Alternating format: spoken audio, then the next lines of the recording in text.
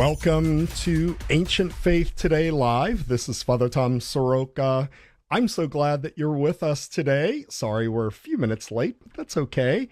Hopefully you are listening right now, either on the Ancient Faith Radio app, or you're listening on YouTube or Facebook. Wherever you are, I hope that you are doing well. I had quite an amazing weekend spent with family, friends, and my dear parishioners, and I love them all. And my heart is filled with gratitude for all of the blessings that God has bestowed on me, I would say, unworthily, through the lives of all of those people. And I just wanted to put that out there because I'm just feeling that way, and I am thankful for you. So today we're going to be talking about the mainline Protestant denominations. I know that's something, for some of us that might be a little bit of a throwback. Like, what does that even mean? But there's a history there, and we have to understand it. And we also have to understand why that is important to look at. Obviously, as Orthodox Christians, we can become very insular about looking at our own lives and our own parishes. I know there's been a lot said about the influx of converts and what does that mean and how many are coming in and is our church growing and so forth. I think in terms of the United States, and I would even say in North America, this story of the mainline churches is actually very important for Orthodox Christians for a number of reasons. I'm going to go through that, but I'm also going to talk about where they are today and what actually is going on there. So join us in the YouTube, if you could, in YouTube chat. Go to youtube.com/Ancient Faith Ministries. You'll see us right there live. And also, you will, Brett is cracking me up. He said, you saved me from making some amazing decline in punctuality jokes. Guilty, guilty, guilty. And also you can go to facebook.com/Ancient Faith Ministries. Check us out there. We would love to hear from you. Tell us, actually, if you have come to Orthodoxy, or if you have an experience with some of these mainline denominations. It's very important that we understand that. I'll explain why, give you all of the facts and figures as we are going through this. All right. So here's what we'd like to do. Let's talk first about what we're going to talk about today. We're going to frame everything, and we're going to talk a little bit of history, because the reason why this is important is, a lot of people have talked about this being an Orthodox moment. Orthodox moment. What does that mean? I would be careful. For a lot of different reasons. I think that one of the issues is it seems like trends change very quickly. And what is happening even 5 years ago is something very different than is happening today. We all know that because we all went through the COVID disaster with churches being closed and just vaccines and all of these different things that were going on. And you never know what is going to change the course of people's minds, what they are interested in, what they're not interested in, and so forth. So in order for us to understand exactly where we're at now, we have to go back. That's really, really important. We're going to go back a little bit.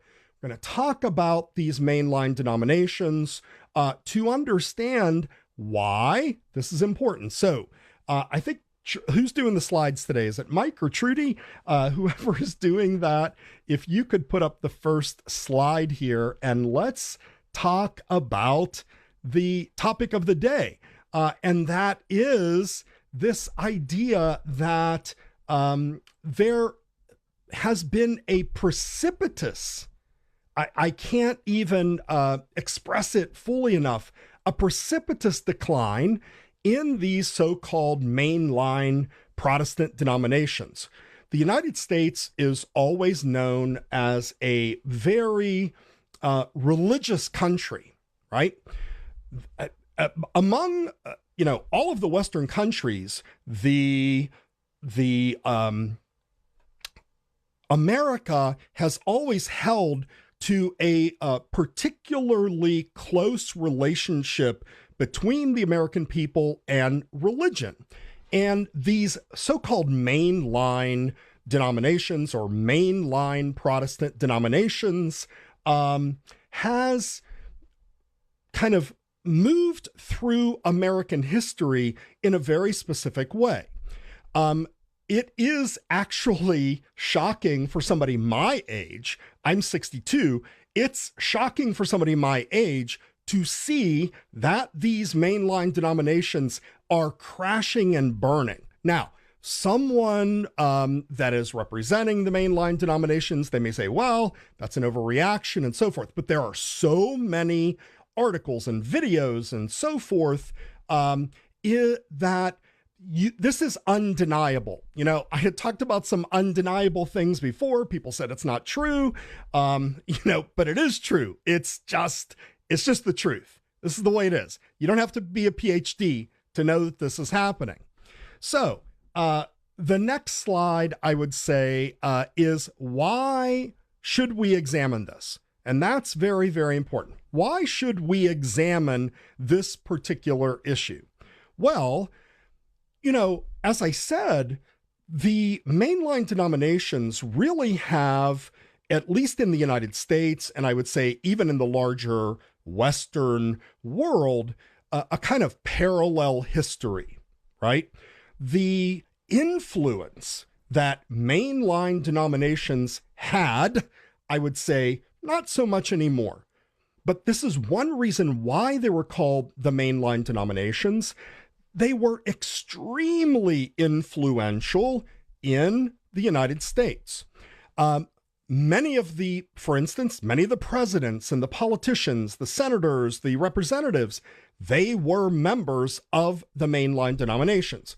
Many of the bankers, the millionaires, the billionaires, the entrepreneurs, they were members of these mainline denominations. And that's why you see so many enormous churches that were built probably in the mid to late 1800s or the early 1900s among these so-called mainline Protestant denominations. We're going to talk about what they are in a second, but just hold on here. So when you look at churches like old Presbyterian churches, old Methodist churches, old Episcopal churches, one of the reasons why there are so many old buildings, and this is absolutely the truth, and it's going to be something that I'm going to bring up in a little bit, is that there were so many millionaires that were simply giving a tremendous amount of money to these particular churches, and these churches were kind of the place to be in the late 1800s, early 1900s. It is said that they really, if you take people like Carnegie or Mellon, of course, big Pittsburgh names, but also names within the United States, these men were some of the first entrepreneurs in the industrial age. The banks were funding them, and they were members of these mainline denominations, and so was all the other movers and shakers, right? And so that's where you would go to find other people of your economic stature. And this one is going to be hard for some people to understand. Just hang on here, because we're getting to a point. I promise you, but you've got to understand this. Orthodoxy had in this country, especially on the East Coast, a very close relationship with some of these churches, mostly the Episcopal Church. Because there was so much money in these churches, and they were helping certain people come to the United States, they were also funding some of the priests and the bishops and the publishing, the early publishing in the 1900s. It was actually the Episcopal Church that paid for a lot of those books and publications. And I'll show you that in a second. You won't believe this. The main point, however, that I want to make in this program is to examine the trends that has happened to these particular denominations over the last, I would say, 75 years at least, right? Over the last 75 years as a warning to Orthodox Christianity. It's very important that we see that.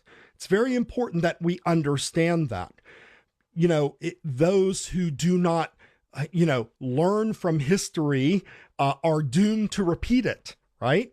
And so we have to look at these particular movements and these particular denominations and say, what happened here? Why, with all their money and all their influence, political influence, social influence, why are they collapsing? And again, if you're a member of these churches, I don't have anything against you. I don't hate you. I'm simply pointing out what we all know are facts. Anybody can Google these things. It doesn't take a PhD to look at what has happened to these particular churches. Now, here's the Orthodox connection. You're not going to believe this. Look at this next picture, slide number 3. So maybe you have seen this before, but there's a little bit of, I would even say, hilarity in this particular picture. The first picture that you're going to see on the left is called, affectionately, it's called the Fond du Lac Circus. The Fond du Lac Circus, okay? Now, the Fond du Lac Circus, and again, it's the picture on the left. So you have all these Episcopal bishops, and there's actually a couple of others there. And then you have 3 clearly not Episcopal clergymen that are on, I guess it would be the right side of that picture that you're looking at. And when Orthodoxy especially was being populated on the East Coast, because we know that Orthodoxy came on the West Coast through Alaska, down into Washington and California, Oregon, and so forth. On the East Coast, it was different. On the East Coast, Orthodoxy came in through the immigration that was happening at Ellis Island. And all of the Orthodox Christians that you see on the right there, there's a couple of things to note. Those 3 men were at the ordination of this particular Episcopal bishop, and this bishop was Bishop Grafton. Bishop Grafton, okay? Now, his story is not so important. His story is not so important, but what is important are the presence of the 3 Orthodox Christian men who are Bishop Tikhon, who was the bishop over the entire missionary diocese of the Orthodox Church at that time, right? So the Church of Russia had sent missionaries in 1794, and that was the standard even at that time. Bishop Tikhon eventually goes back to Russia. He suffers for the faith, and this is now Saint Tikhon of Moscow.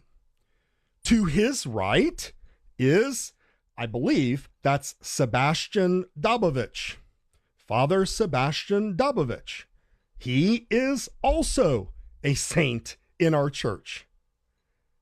And to his right is yet another saint, Father Alexander Hotovitsky, who actually went back to Russia also. And I think he was the first clerical martyr under the Bolshevik yoke. So it is undoubtedly that Episcopalians, as one of our commenters says here, Osbot80, Episcopalians, the Episcopal Church helped the Orthodox Church greatly. And there was this very close relationship. They were giving us money. They were giving us space, right? And also, this will explain why there was a kind of sense, and I want all of our converts to understand something here. There was a sense, it was a kind of unwritten rule for a while, and then it was put into a letter, but then it was retracted, okay? That said, if you can't go to an Orthodox church, go to an Episcopal church, right? And that obviously was not the right thing to do or to say, but that actually happened. And Orthodox Christians lost actually a lot of people to the Episcopal Church at that time because there weren't that many Orthodox churches. And they said, well, we'll just go to the Episcopal Church, and it's kind of the same thing, okay? Now, the woman on the right here, her name is Isabel Hapgood. Isabel Hapgood, again, kind of a wealthy woman, highly educated. She loved French and she loved Russian literature. And she became the you might say the heiress of English translations in this country. She developed the first English translations of so many services. The Divine Liturgy, the Vespers, Matins, various texts, the kind of the main text for our services. She was a Episcopalian. So the Episcopal Church was paying for this to publish these books. Isabel Hapgood, who was an Episcopalian, she never became Orthodox, was skilled in Russian, and therefore she was meeting with Bishop Tikhon, and they were translating all of these texts. And these books exist to this day. You know, it's kind of unbelievable. So having said all of that, there is a kind of institutional memory that Orthodox Christianity in this country has about our relationship with the Episcopal Church. However, what I want to talk about today is the Episcopal Church that we are seeing in those pictures is not the Episcopal Church of today. It's the Episcopal, it's the same group, but they have gone very, very far afield from what Episcopalians stood for and what they believed. To be sure, the so-called mainline denominations were very much entrenched in asserting a social gospel. And we'll talk a little bit about that. We're going to talk about the dangers of that. But there are people that are still alive today that can remember when you thought of Episcopalians, it was like, yeah, they're kind of like, they even think of themselves as, Eastern Rite Catholics, or they're like the English version of the Orthodox Church. So not that we would say that, but there is that mentality, and there was even that mentality within Orthodox circles not that long ago. But we have to make the point that the Episcopal Church of 75 years ago, of 100 years ago, of 150 years ago was just doesn't exist anymore. Okay? All right. So I'm seeing Yeah, I'm seeing a lot of the comments in here, and all of you are absolutely right, right? For instance, let's see. Oh, I was wrong. You're exactly right. Very, very right. So Father Andrei Alexeyev, I apologize. Please forgive me.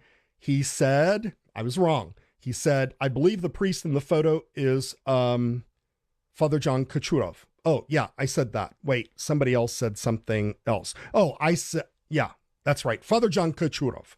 That was my fault, not Alexander Hotovitsky. Father John Kachurov, my fault. Yes. Thank you very much for the correction. All right. Let's also look here. Naval Orange Gazer. Naval Orange Gazer says, the people in that photo would excommunicate the vast majority of modern Episcopalian clergy almost to a person. Today, let's be clear on that, right? Today, for sure. That, but back then, I cannot emphasize enough that there was a very close relationship between the Episcopal Church and so forth. Even if you go back to the so-called, the beginnings of the World Council of Churches, I think it was called something like the Congress of Religions or something, which, by the way, for better or for worse, Constantinople was the ones that called for this Congress and started this. And there was a lot of relationships between the Orthodox Church and the Episcopal Church because Episcopalians were seen as highly educated, very wealthy. They loved look at all the earliest translations in English of the Church Fathers.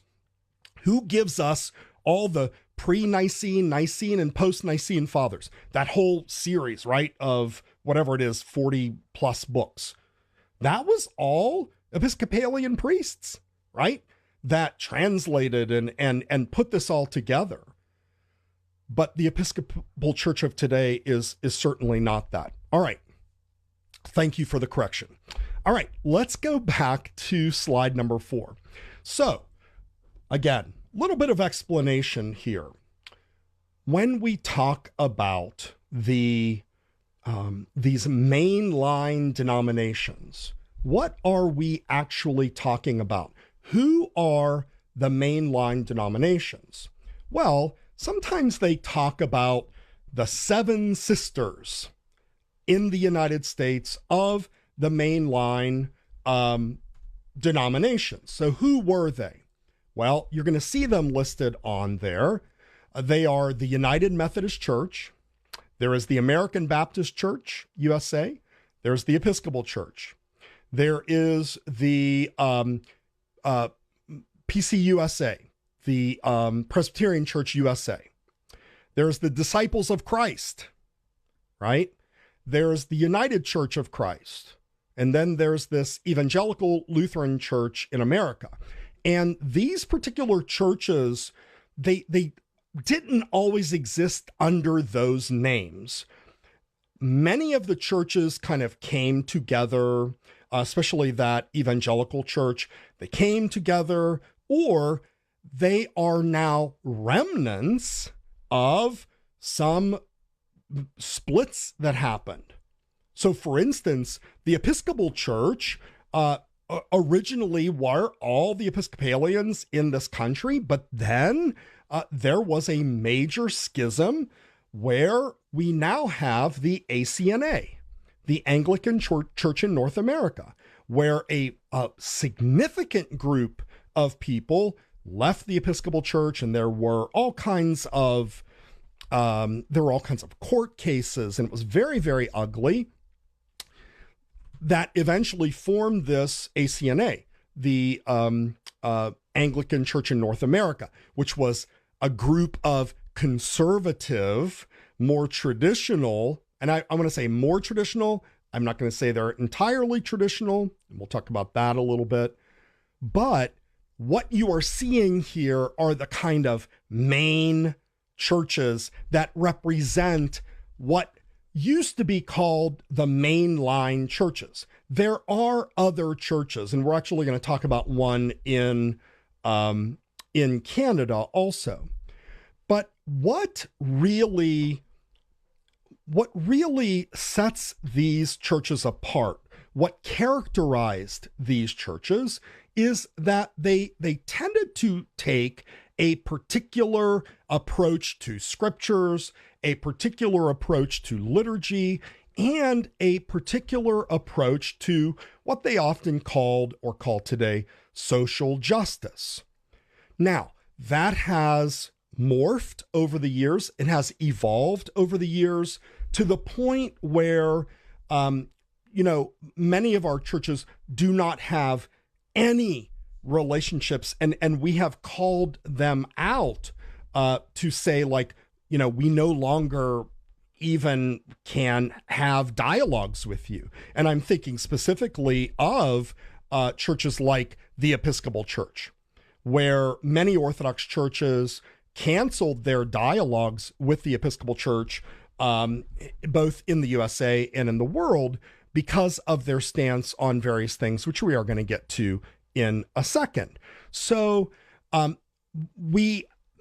of these things that they believe about social justice, about abortion, about human sexuality, this is the crux of the issue that we want to talk about today.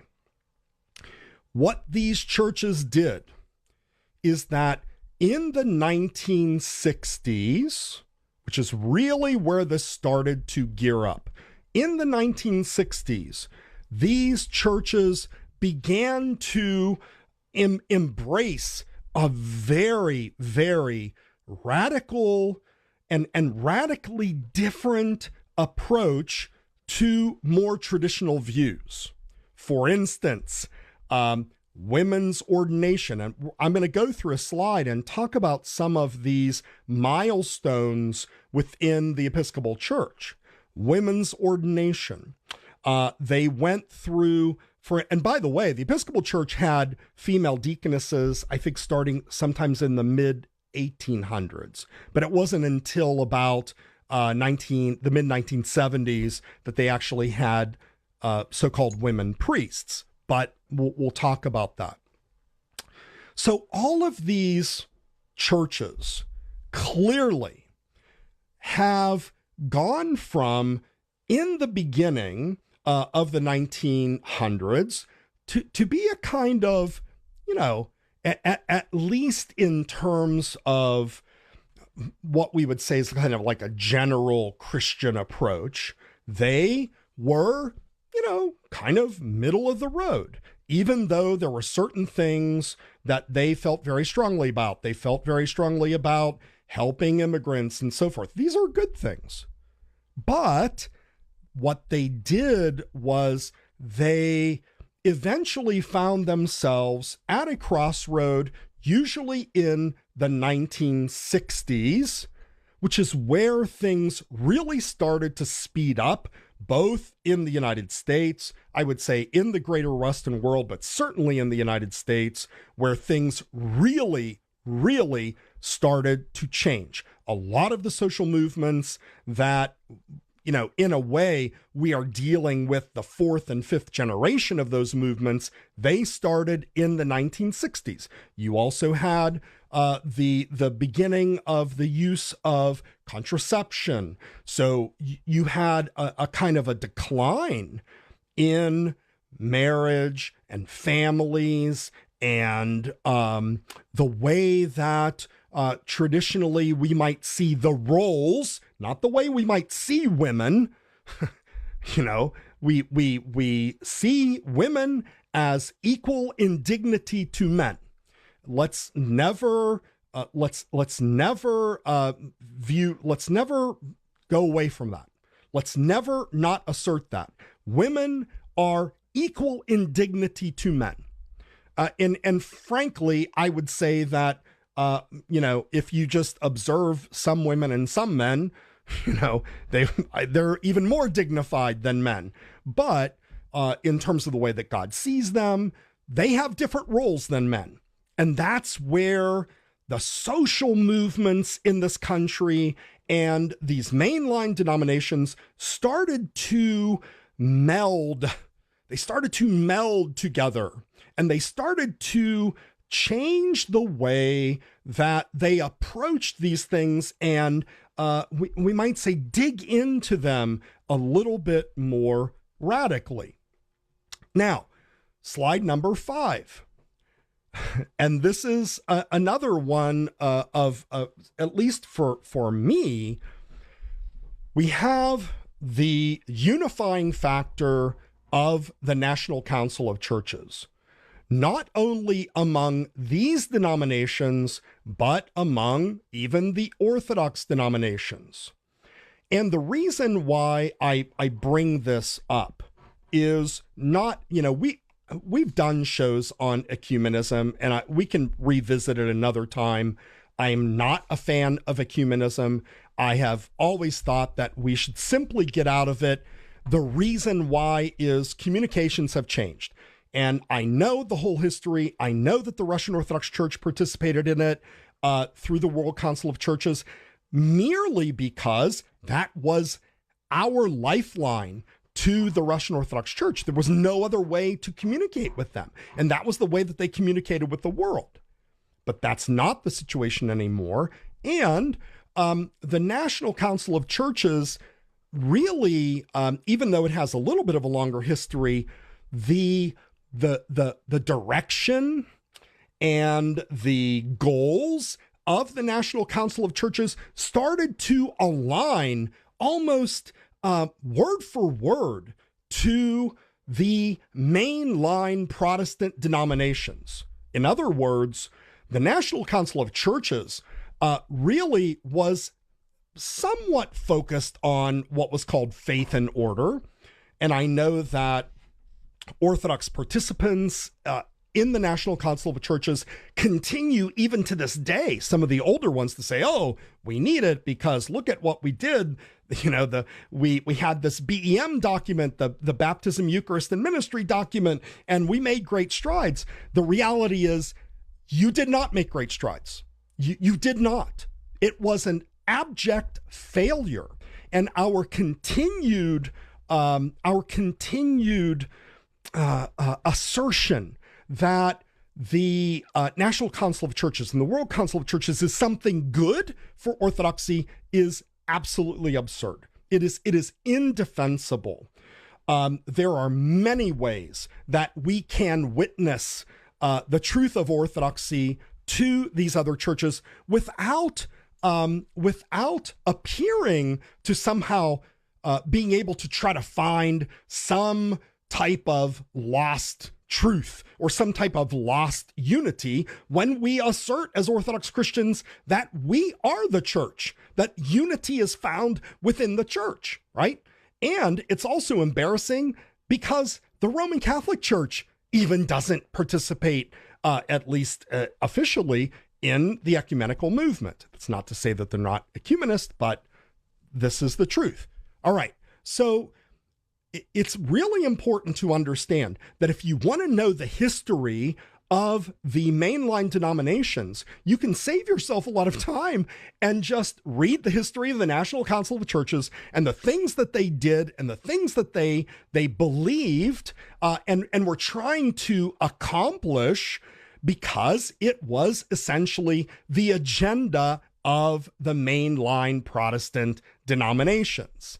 And that's the part that is really important for us to understand, okay? Now, next slide. There's absolutely no reason to go through the data here, okay? There's no reason to go through the data. You can Google it yourself, you can look at it, but slide number 6 is just a couple of different ways of looking at the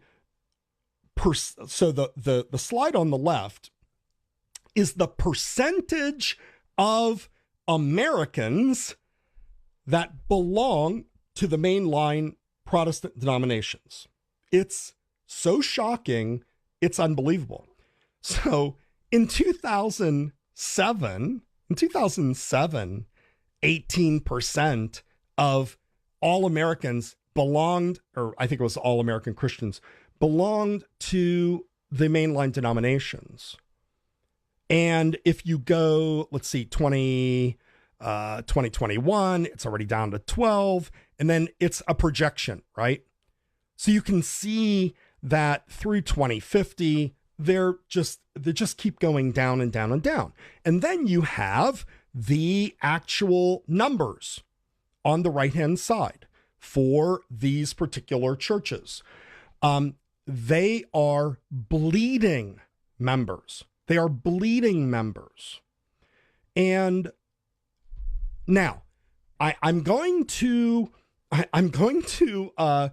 sort of try to answer a question that probably some people who are defending, even Orthodox people who are defending the mainline denominations, are probably saying to themselves right now, if they listen to this program. I don't think they do. But look at this next slide, number 7.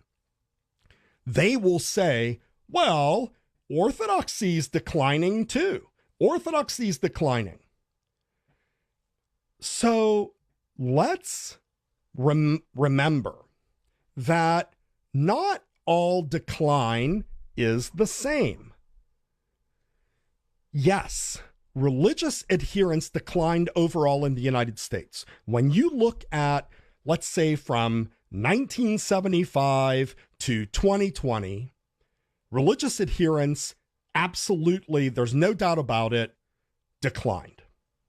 And if you look at some of the factors, some of the social factors, the social movements, the political movements, where you have gay marriage, you have the assertion of the LGBT agenda, you have, rampant promiscuity, you have the very easy access to birth control. What all of that created was less marriage and less children, right? It was less marriage and less children. Now, somebody might say, well, why does that matter? Why does it matter that there are less marriages and less children? Let's think about just how civilization works. This affects us as humans. This affects us as Americans, or, pick wherever you live, whether you live in Australia or Canada or Russia or Greece or wherever you live. This affects you because, let's say, for instance, there's a Social Security plan. And even if it's not economics, even if it's just a matter of who's going to take care of me when I'm old and I'm not able to take care of myself. In cultures where you had many children, mom and dad eventually would be taken care of throughout the family by their children. When you have less children, now that burden is going to fall to the state, and it's going to fall to private companies and so forth.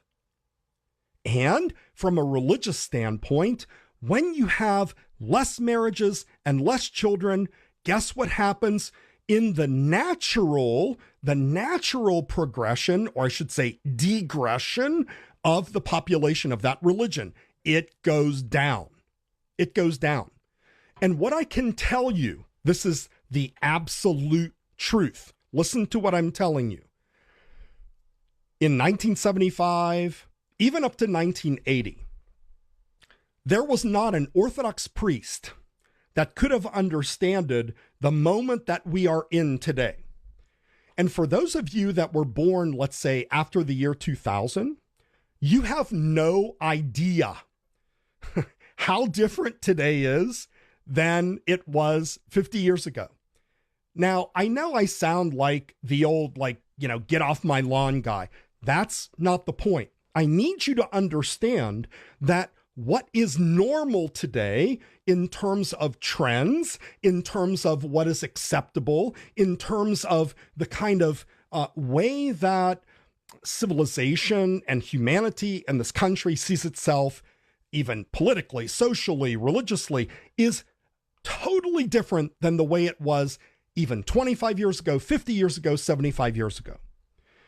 And that actually has a tremendous impact on religion.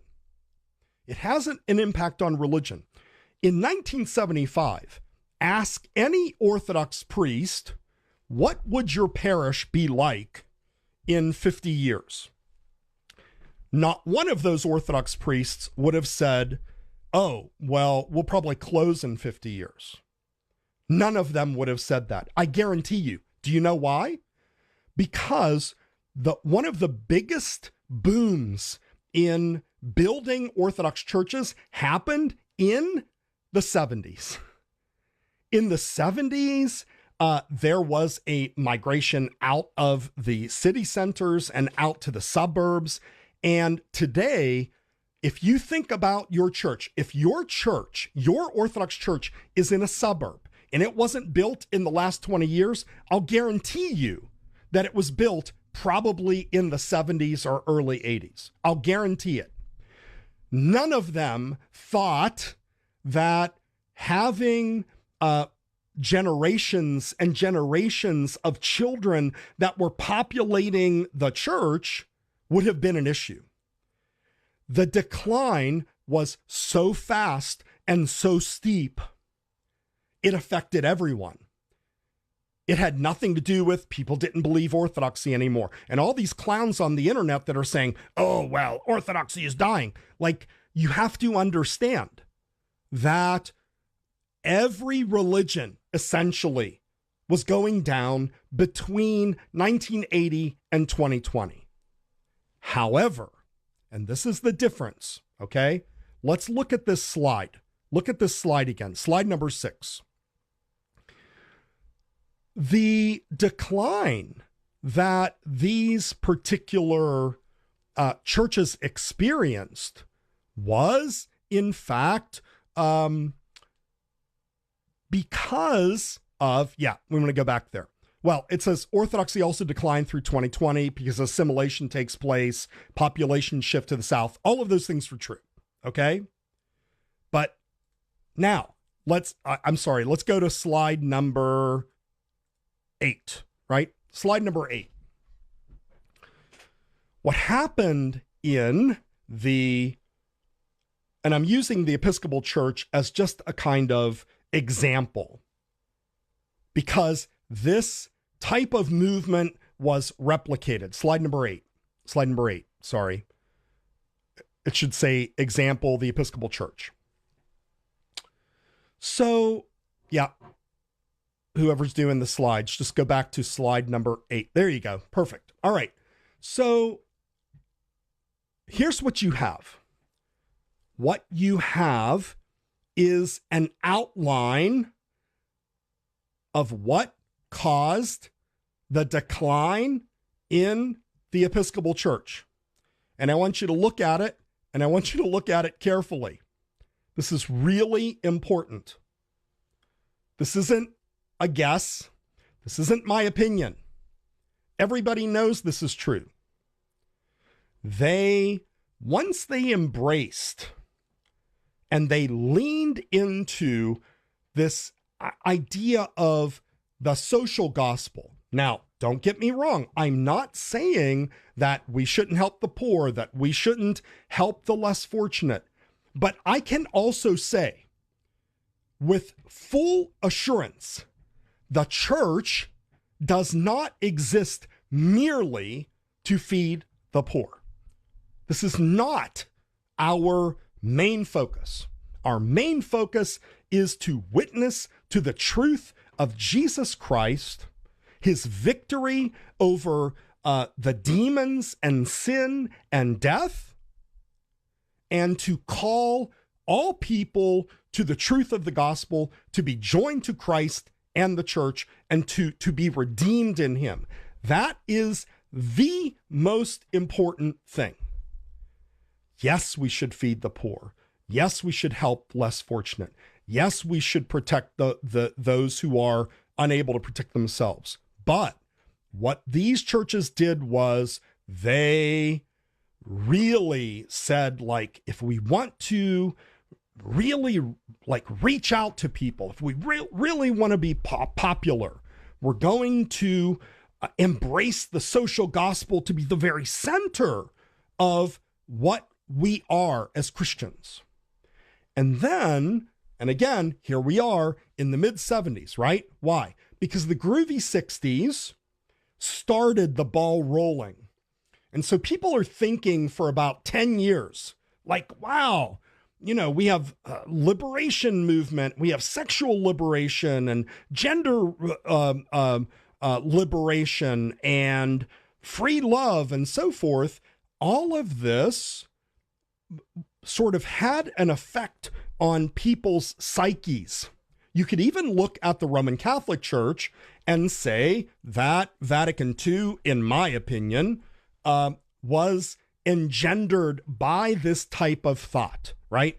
They said we have to open the church to the world. We have to, they didn't say modernize, but we have to speak to man in a way that he can understand it and accept it. And they started to reform the Mass, right? And they're still fighting about it to this day. So the Episcopal Church took their cue from what was happening in the Roman Catholic Church, and they modernized the Book of Common Prayer in 1976. And that really, like, just started a lot of problems within the Episcopal Church. That was the opening salvo in many modernizations that started to happen in the Episcopal Church. People left. They did not want this new Book of Common Prayer. They wanted the old one, and it was like 1928 or something like that. And they did not want any of this kind of modernization, okay? They also started to allow women to be delegates and to have a greater role. That's fine. Who cares? But then the next one was really big. In 1977, women were ordained to the priesthood in the Episcopal Church. Women were ordained to the priesthood. Why? Because it was a natural result of what was going on in secular society. And I want you to hear that. Listen again. It was a natural result of what was going on in secular society. In other words, in my estimation, the tail was wagging the dog. You see? The tail was wagging the dog. Society was the determining factor as to where the Episcopal Church and the rest of these mainline churches wanted to go, what they wanted to become. They said, look, society is changing. And by the way, I'm going to get so much trouble for that, for what I'm about to say. Don't misunderstand me, okay? But in the 60s, do you know that in the 1960s, it was very rare for any of these churches, let alone any church, any Orthodox church, any mainline Protestant church, any Catholic church in the mid-60s, please don't hate me. Just listen to what I'm saying. I'm not even making a point about this issue, but all women covered their heads when they went to church, even in these churches.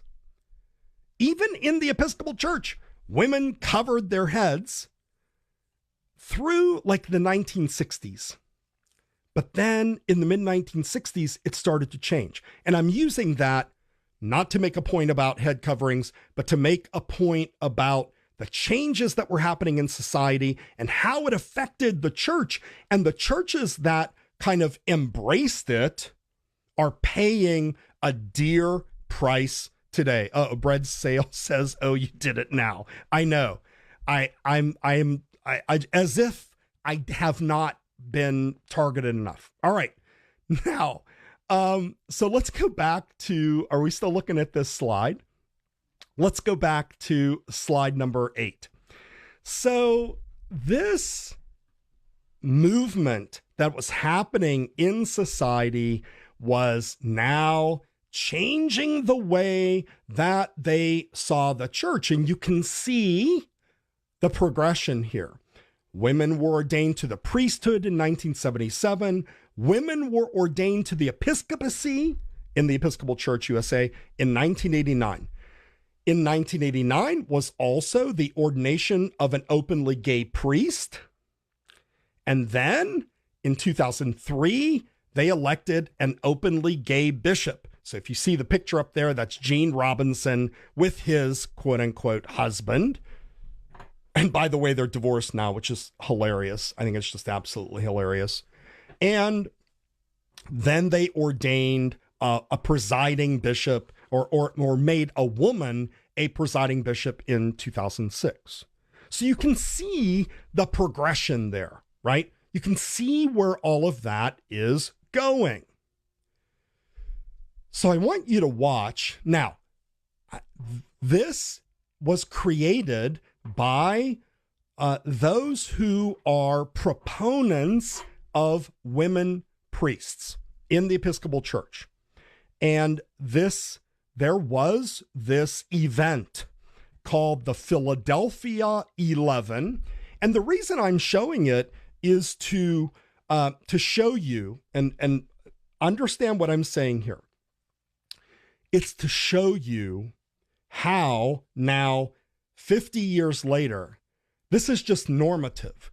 Nobody in the Episcopal Church would even blink at a woman priest. It's just the way it is, because you've had 3 generations raised on this.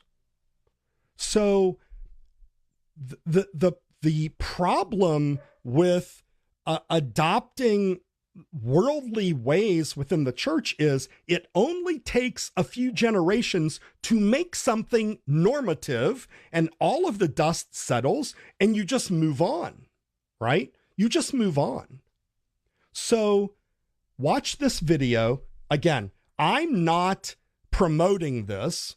I'm showing you how, when they look back at these 11 women who were really, they did it almost disobediently. They found bishops to ordain them, and now they are hailed as heroes. So guys in the booth, let's go ahead and watch this short segment on the Philadelphia 11 women who were ordained Episcopal priests in 1977. My mother said to me that I had told her when I was a little girl that I wanted to be a priest. She and my dad both said, well, that's wonderful, honey, but, that's just not what girls do. A heated debate has been going on in the Episcopal Church on whether women can serve as priests. There's no reason why a woman couldn't be president or a judge or a number of other things. But the one thing that she absolutely cannot be is a model. I get so tired of being decided about behind my back. The oppressor cannot be the instrument of the liberation of the oppressed. And yet in this structure, women do not have the power to effect their own liberation.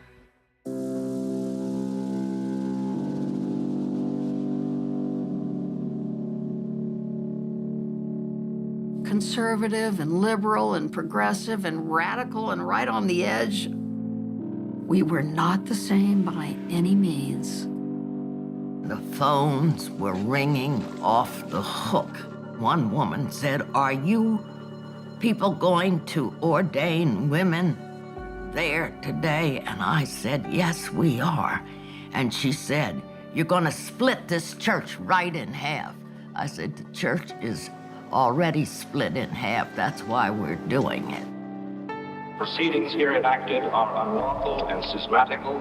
It is simply a role which a woman cannot fill.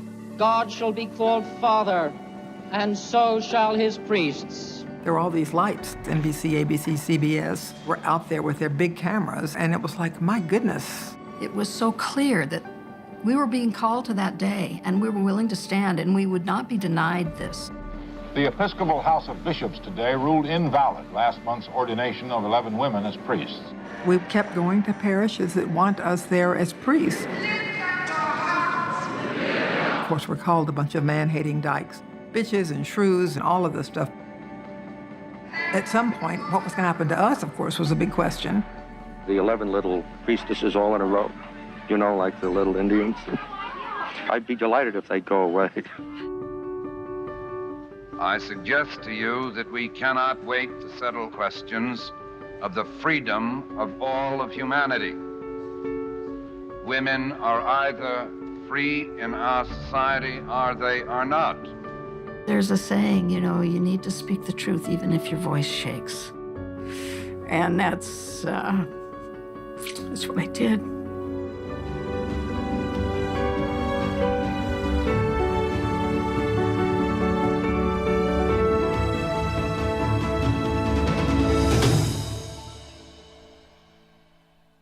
Okay.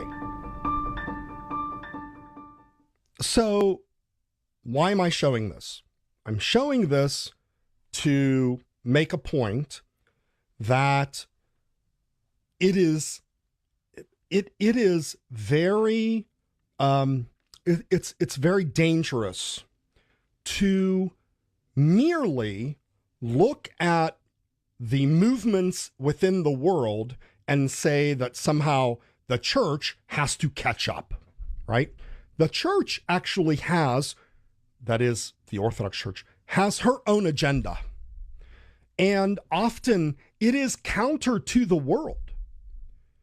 And that's very difficult for some people to understand, especially those who have not read the scriptures, where Jesus is very clear that Satan is the ruler of this world, and he comes to cast out the ruler of this world and restore the natural order of things so that God now again is the ruler of this world and the king of this world, and that there is an order within the church that is God ordained.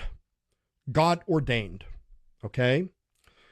So, we have to remember this. Now, I want to take this a step further because we already talked about the decline and the direction in which the Episcopal Church started to embrace an agenda that we as Orthodox Christians would say is absolutely contrary to the gospel and the tradition. We're going to talk a little bit about tradition when we wrap this up. Okay, we're almost done. But I want you to look at this slide. Now, because in the United States, we have this idea of mainline denominations. You may or may not be aware that Canada is about 30 years ahead of us, right? Canada's about 30 years ahead of us. So take a look at slide number 9. In Canada, they combined almost all of their mainline denominations into one big denomination, and that denomination is called the United Church of Canada. Okay? The United Church of Canada. So let's put that up there, slide number 9. Now, look at what this headline says. The headline is very clear.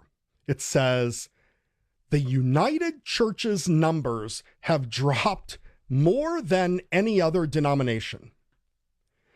In 10 years, it dropped 40%. 40%.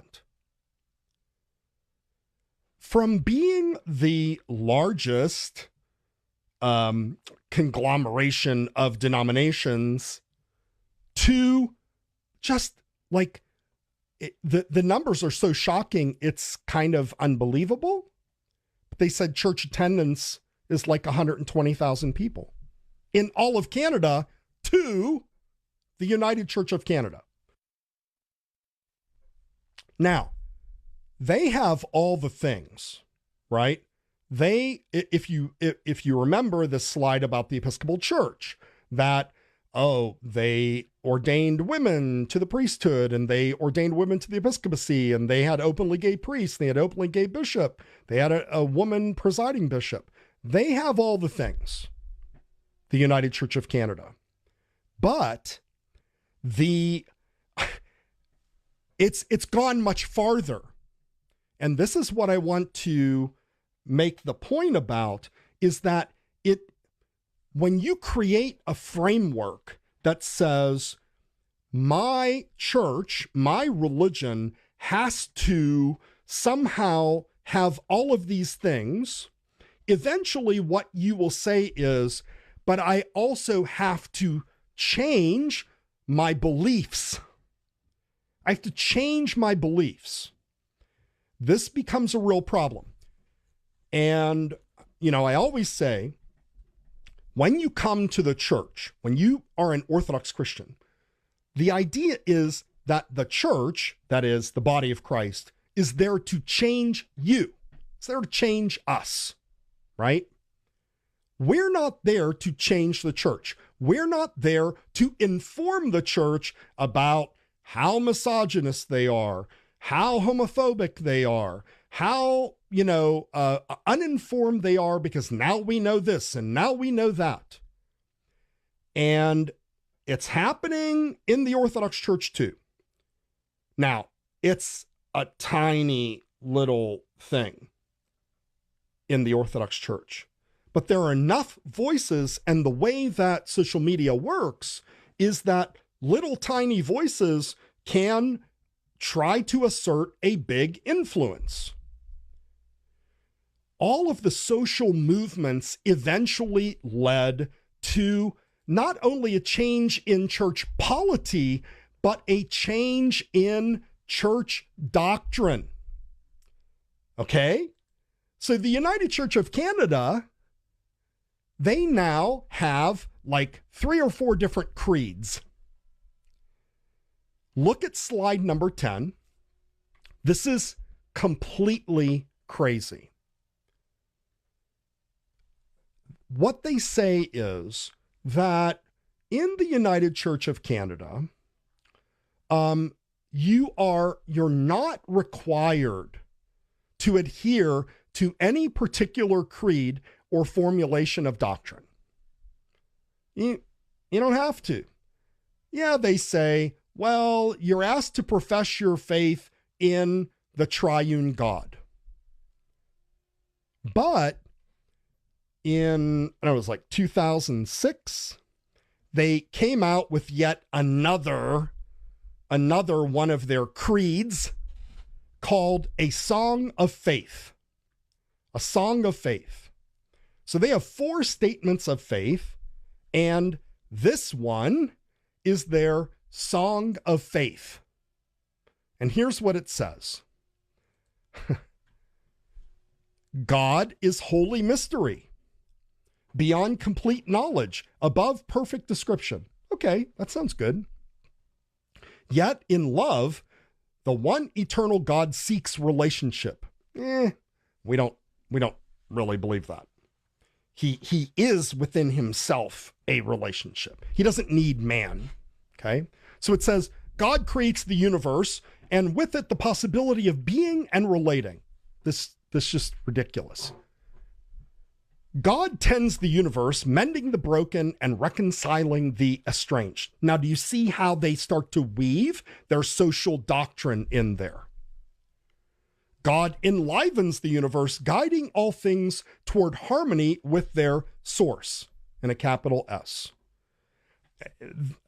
I don't know what that means, right? That could be good, that could not be good, could be pantheism, who knows? Grateful for God's loving action, we cannot keep from singing. Lovely. With the church, through the ages, we speak of God as one and triune, Father, Son, and Holy Spirit. Oh, great. Okay. So when we say, oh, were you baptized in the name of the Father, Son, and Holy Spirit? They say, oh, yeah. Like, here it is. But they say, just read on. We also speak of God as creator, redeemer, and sustainer. God, Christ, and Spirit, mother, friend, and comforter, source of life, living word, and bond of love, and in other ways that speak faithfully of the one on whom our hearts rely, the fully shared life at the heart of the universe. Why is Father, Son, and Holy Spirit not sufficient for them? Because it triggers them. Because they don't want to hear these words written by patriarchal men. They want a Bible, or they want a doctrine that speaks to the so well-informed man and woman of the 21st century. So they say, we don't need to have the words of Father, Son, and Holy Spirit. We can call him her. We can call him mother, friend, comforter, source of life, living word, bond of love. As long as we don't use a male name, as long as we don't use a male pronoun for God. You see? And so all of a sudden, the ways of the world, the politics of the world enter into the church, or into this church, that church. And that's a problem. We have to be so careful. And we can say, well, the one thing is not the other. Having females ordained does not mean we're changing the creed. Look, if you want this, eventually you will want that. And this is why we have to hold so tightly onto what has been given to us, and not to reimagine it, and not to reinterpret it, and not to strip it of its a truth, to mold it in such a way that it aligns with my political values and my social value. So last slide, because I know we're already a little bit over. Last slide is simply, and believe it or not, this was like the nicest little summation. I thought it was beautiful, of apostolic tradition. And I got it from the internet, but it's lovely. It's really nice. It's perfect. It says, holy tradition is the deposit of faith given by Jesus Christ to the apostles and passed on in the church from one generation to the next without addition, alteration, or subtraction. Vladimir Lossky, he was a famous theologian. Vladimir Lossky has famously described the tradition as, quote, the life of the Holy Spirit in the church. We have to talk about that someday, because that phrase is so beautiful, and it really does nail exactly what the tradition is. It's the life of the Holy Spirit in the church. It is dynamic in application, yet unchanging in dogma. It is growing in expression, yet ever the same in essence. Unlike many conceptions of tradition in popular understanding, the Orthodox Church does not regard holy tradition as something which grows and expands over time, forming a collection of practices and doctrines which accrue, gradually becoming something more developed and eventually unrecognizable to the first Christians. Rather, holy tradition is that same faith which Christ taught to the apostles and which they gave to their disciples, preserved in the whole church, especially in its leadership through apostolic succession. And by the way, we can also say things that we did as Orthodox Christians in, let's say, the 3rd century, whatever, doesn't mean we're always going to do that. We know many things have kind of evolved. We don't use the anaphora of, Justin Martyr. Like, we don't do that, right? We don't receive communion in the hand. The tradition has had something and then it doesn't have anything, right? All of these things, it's important to understand about that. So what we have to do is pray that we as Orthodox Christians remain deeply committed to the apostolic faith, to the apostolic tradition, to the holy tradition, not as traditionalists. Not as traditionalists. We don't worship tradition. We worship Christ. We're not here to create a kind of museum of ways to do things. But we honor that which came before us by continuing to believe those things and not throwing them out and saying, well, they didn't understand human sexuality the way we understand it. They didn't understand women the way we understand it, etc. All of this is given to us in Christ, in the church. Let us guard it. Let us embrace it.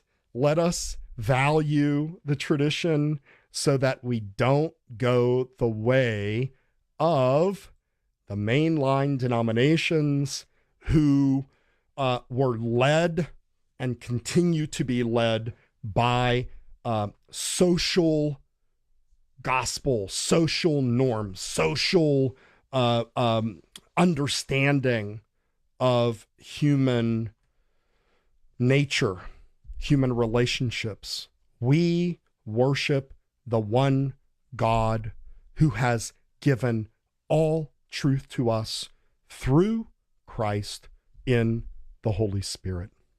All right? Okay. I hope that was helpful.